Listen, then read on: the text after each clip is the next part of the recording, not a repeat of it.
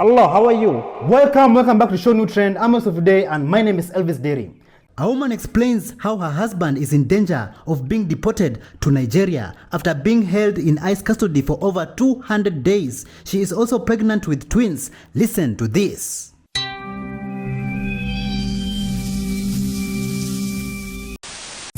I just got back from the hospital yet again after almost losing these babies in this pregnancy.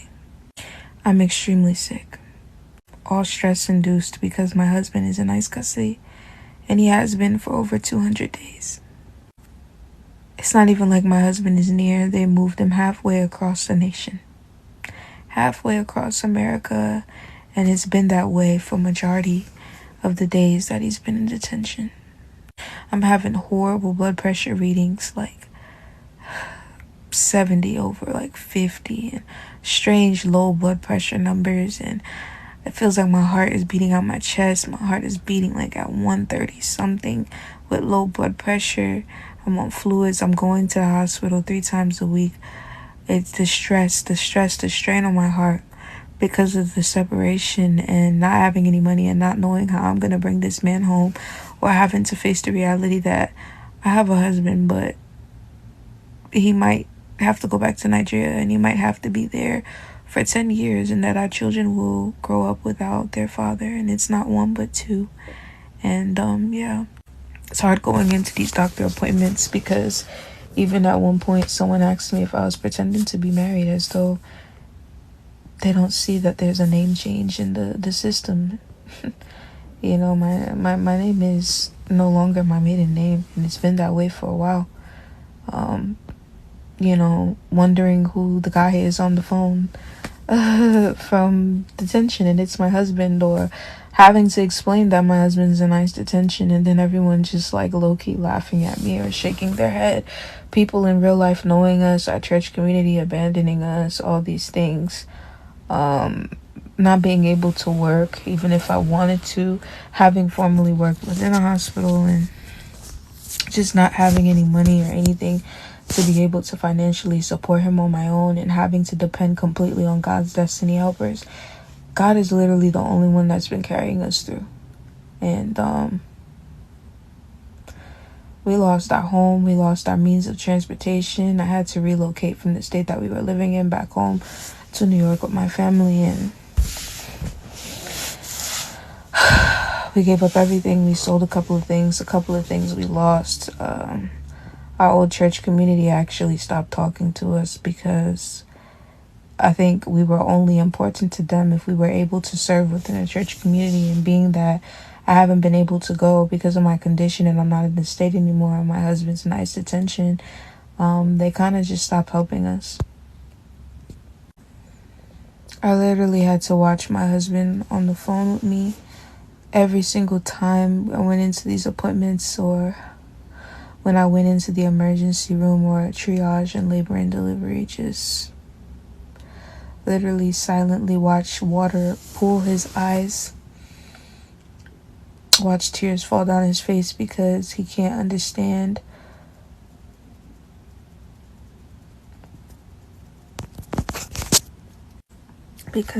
really understand why things are the way that they are. He's legally been here for 10 years, and they said that he isn't even deportable or detainable, but they refuse to let him go, and now they're trying to deport him, even though they don't have valid reason. But they just come up with anything these days. He doesn't have a criminal record, he doesn't have anything. There happened to be a misscan or whatever with something that was done, that was filed by the lawyer for us, and it's coming back to bite us in the butt. You know, and by a simple misscan, I mean, like, let's say an address is 123 Apple Street. It just said 23 Apple Street. And that whole thing, I can't even begin to explain. And even if we want to rectify that, it costs money. There's not a single thing that I can do to bring him home. It doesn't cost money. To simply talk to him on the phone costs money. To make sure that he can eat while he's there costs money. To make sure that he has access to medical and medication while he's in detention costs money. To make sure that we're able to have the lawyer represent us costs money. To make sure that the lawyer is able to represent us and also do our filing costs money. Even if we didn't have a lawyer or we had a free lawyer, it still costs money to pay the immigration fees for the filing, whether we do it ourselves or we have them do it for us. When it comes down to, everything else, it costs money for him for even if he were to do voluntary departure and just say forget it and want to go back to Nigeria because he doesn't want to get a final order, because that's what they're trying to push on him because of that misscan I mentioned to you guys. It still costs money. Why? Because I have to send him clothes in the mail, because they gave his clothes back when they transferred him halfway across the nation of America. Okay, the United States of America. When they transferred him halfway across, they gave back all his stuff. He doesn't have any clothes. He doesn't have anything to come out with. Not only that, it's gonna cost money to not just send the new clothes to mail or whatever to him. It's gonna cost money for me to be able to make it to these doctor appointments, to be able to, I don't have anybody that's going to be able to drop me. It costs money to take the bus, or it costs money to be able to, get in an Uber. It costs money to be able to eat. I don't have money for food. It costs money for me to be able to, do literally anything and everything. And even with me outside of the equation, because I'm not even really that important, I guess, quite frankly, if I want to be reunited with him and if he does voluntary departure, he's not going to be able to come back for 10 years, which means that I would have to raise these kids in America by myself for 10 years, unless I can get me a passport and I can somehow get on a plane and meet him there. And as you guessed it, that costs money. That's December is coming up and I'm going to Nigeria. Do you know that these flights are like $3,000, $4,000, $5,000 just to go to Nigeria?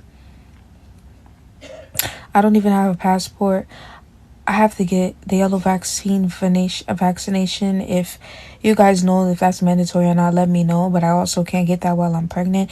And then if I happen to give birth before I get over there, I can't even go to Nigeria for 9 months because the babies can't get the vaccination until they're about 9 months. It's just nothing but separation. All these things cost money that I don't have. I don't even have money to be able to afford these children when they come out, and I'm unable to work. The doctor will not authorize any type of work for me because of my condition, my heart, my strain. It's not even just a pregnancy. And not only that, we literally found out maybe 2 months ago or so when we was in the hospital that my heart condition is so bad and everything with my health is so bad, even though sometimes it repairs here and there, that I could potentially pass away. During this whole thing. Or it would have to be a choice between one baby and me, or save both babies and let me go, or even losing both of them. And it would be really, really sad if me and my husband lost everything and then in the end he lost me and he was never able to hug me or touch me again. He was never able to see me again. I haven't even physically seen him face to face in about 6 or 7 months because they transferred him out into a whole different state that I can't even visit him in. There's nothing that can be done. Prayers and all those things help unless you can just make him invisible and break him out of ICE detention center. There's nothing that can be done literally other than money, because everything costs money. This is why people either do it the illegal way. This is why people either do it the legal way, but it takes a long time because they need the money to continue filing, or why people fall out of status because these things are not cheap. These things literally cost thousands of dollars. We spent over $80,000 with help of GoFundMe, with help of other family members, and trying to fix these things. These things are not cheap, and it still looks like it's going to end with us having to go to Nigeria. And I'm just hoping that you guys can hear this video and be able to help.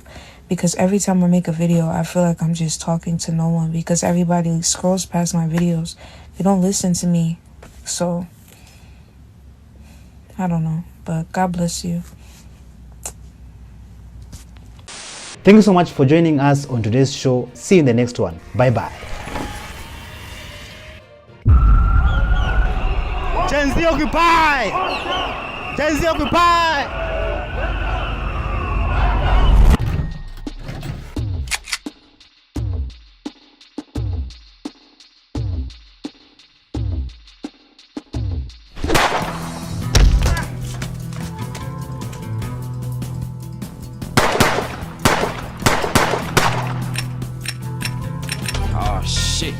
Here we go again.